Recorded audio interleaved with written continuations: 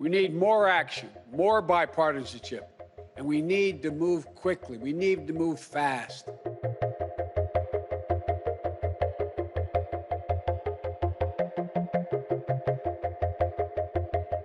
Well, this is definitely, I think, a much bigger number than even many ardent Democrats were expecting. I think it's given the recent weakness in employment and retail sales, there's probably a good case for significantly higher spending. I think at the moment, with interest rates so low where they are and the deficit not having really created much upheaval in the bond markets, people have been pushing out those numbers. I mean, they've been getting bigger and bigger before they start to worry about inflation and higher interest rates. Now, there is more chatter going on about this. I've been hearing more lately, and I think an immediate reaction to this almost $2 trillion proposal was it's going to cause trouble down the line. But I think that's still a minority view.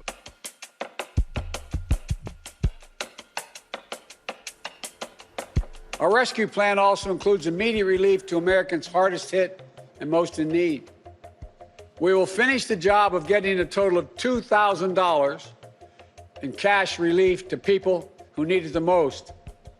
The $600 already appropriated is simply not enough. You just have to choose between paying rent and putting food on the table.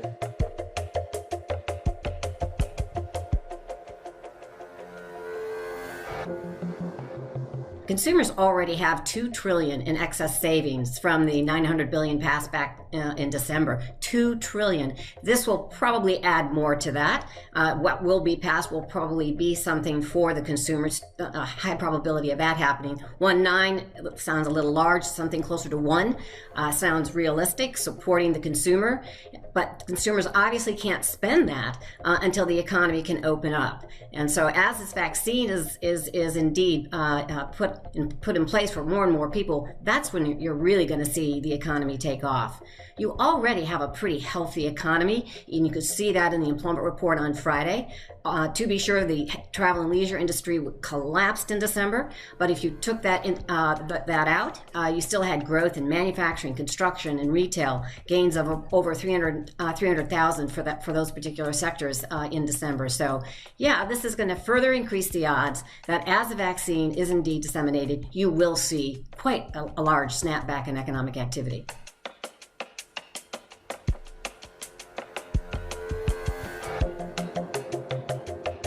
I was actually pleasantly surprised that there weren't more kind of, grab bag items attached to this.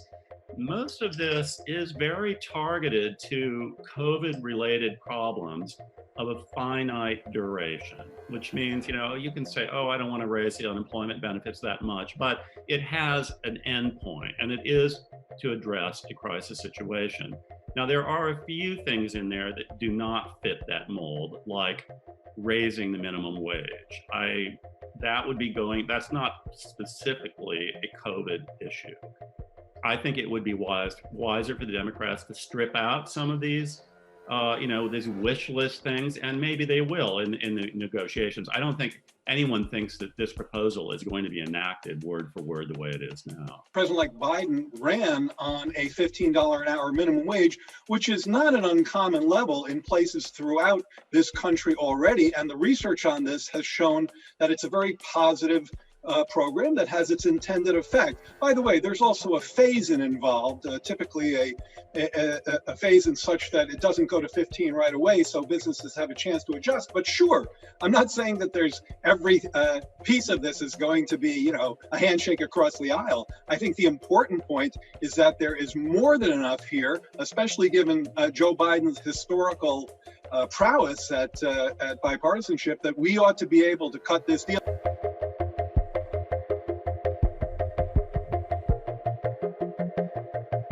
And I'm asking Congress to do its part by funding rental assistance for 14 million hard-hit families and tenants.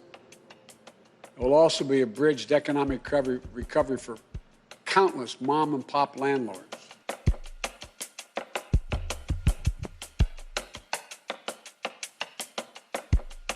We'll also do everything we can to keep our educators and students safe, to safely reopen a majority of our K through 8 schools by the end of the first 100 days.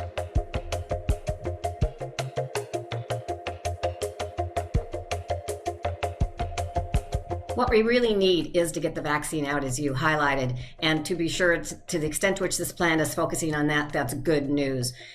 You're seeing more and more states becoming more effective, so the quicker that can happen, that's really what's going to jumpstart this economy.